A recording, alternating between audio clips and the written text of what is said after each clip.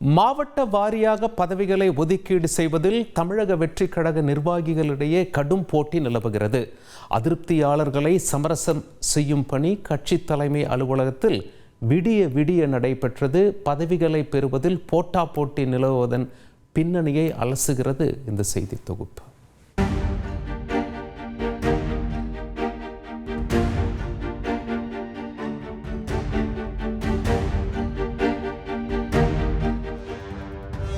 நடிகர் விஜய் மக்கள் இயக்கம் தமிழக வெற்றிக் கழகம் என்ற பெயரில் கட்சியாக பதிவு செய்ய கடந்த ஆண்டு பிப்ரவரி 2ஆம் தேதி விண்ணப்பிக்கப்பட்டது.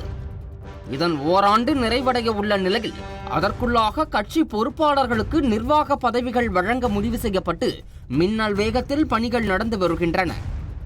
அந்த வகையில் மாவட்ட வாரியாக நிர்வாகிகள் கட்சி அலுவலகத்திற்கு வரவழைக்கப்பட்டு தொடர் ஆலோசனைக்கு பிறகு இறுதி பட்டியல் தயார் செய்து வைக்கப்பட்டுள்ளது. இதில் பலருக்கு பதவி கிடைக்காததால் ஒரு சில மாவட்டங்களில் அதிருப்தி நிலவியதாகவும் தகவல்கள் வேகமாக பரவின. குறிப்பாக தூத்துக்குடி, திருவண்ணாமலை, நாகை உள்ளிட்ட மாவட்டங்களில் மாவட்ட அளவிலான பதவிகளுக்கிடையே கடும் போட்டி நிலவிய நிலையில் அதிருப்தியாளர்களை அழைத்து சமரசம் செய்யும் பணிகள் கட்சி தலைமை அலுவலகமான பனையூரில் நடைபெற்றது. பொதுச் செயலாளர் ஆனந்த் தலைமையில் காலை 10 மணிக்கு தொடங்கிய பேச்சுவார்த்தை விடிய விடிய நடைபெற்றது.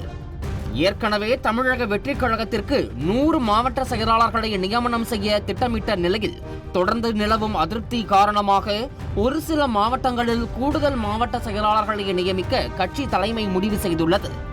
தூத்துக்குடி, திருவண்ணாமலை உள்ளிட்ட மாவட்டங்களில் அதிருப்தி நிர்வாகிகளுடன் சமரச பேச்சுவார்த்தை சுமூகமாக முடிந்திருப்பதாகவும் மீதமுள்ள மாவட்டங்களில் பேச்சுவார்த்தை தொடரவிருப்பதாகவும் தகவல் வெளியாகியுள்ளது.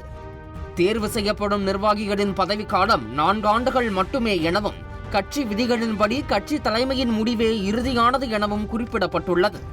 இழுபறி உள்ள மாவட்டங்களில் பதவிகள் தேர்தல் மூலமாகவும் மற்ற மாவட்டங்களில் ஒருமனதாகவும் நியமிக்கப்பட உள்ளது.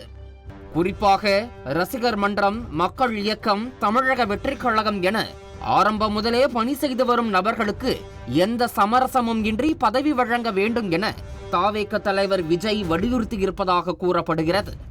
அந்த வகையில் தமிழக வெற்றிக் கழகத்தின் நிர்வாகிகள் தேர்வு மற்றும் நியமனம் விரைவில் இறுதி வடிவம் பெறும் என எதிர்பார்க்கப்படுகிறது.